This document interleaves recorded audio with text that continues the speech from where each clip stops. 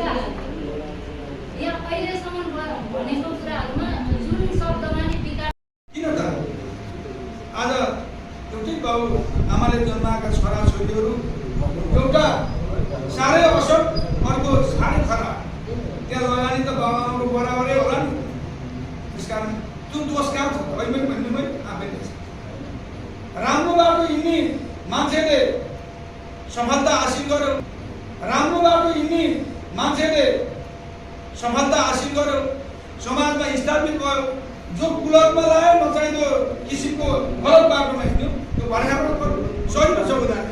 त्यसकारण आज समाजमै हेरौँ, समाजमा सफलताको बिन्दुतिर उन्मुख भएका मान्छेहरू त्याग, समर्पण, आय आर्जन, वृद्धि विकास, शारीरिक व्यायाम, के अरे सन्तुलित भोजन गर्छन्।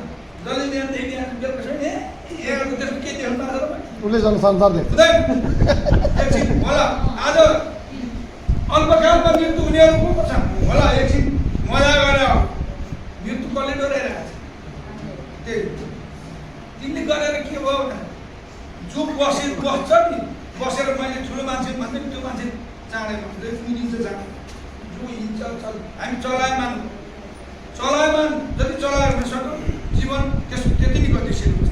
यो पनि एउटा विकास हो, पहिलो विकास यही विकास हो, जीवन विकास हो।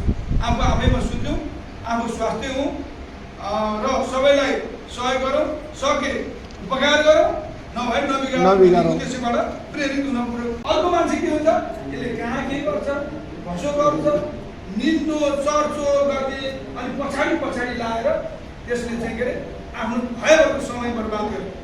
त्यस कारणले सकारात्मक